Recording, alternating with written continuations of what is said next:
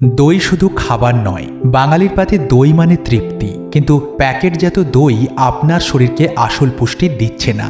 বাজারের জনপ্রিয় ব্র্যান্ডগুলো দুধকে উচ্চ তাপে পাস্তুরাইজেশন করে, এতে মিল্ক সলিড মেশায়। এই মিল্ক সলিড হার্টের রোগীদের জন্য কতটা ক্ষতিকারক এই ভিডিওতে বলেছি। এর ফলে ভিটামিন B12, ডি এবং ক্যালসিয়ামের গঠন বদলে গিয়ে তার শরীরের জন্য শোষণ কঠিন হয়ে পড়ে। এমনকি এতে ব্যবহৃত ল্যাবে তৈরি অ্যাক্টিভ কালচার প্রাকৃতিক প্রোবায়োটিকের মতো কাজ করে না। তাই প্যাকেটের দইয়ের স্বাদ ও গঠন আলাদা। তুলনায় লোকাল ডেয়ারির দেশি গরুর এঁটো দুধের দই অনেক বেশি স্বাস্থ্যকর, কারণ এতে ওমেগা-3 ফ্যাটি অ্যাসিড থাকে, যা হজম শক্তি বাড়ায়। তাই প্যাকেটের দইয়ের মায়া ত্যাগ করুন।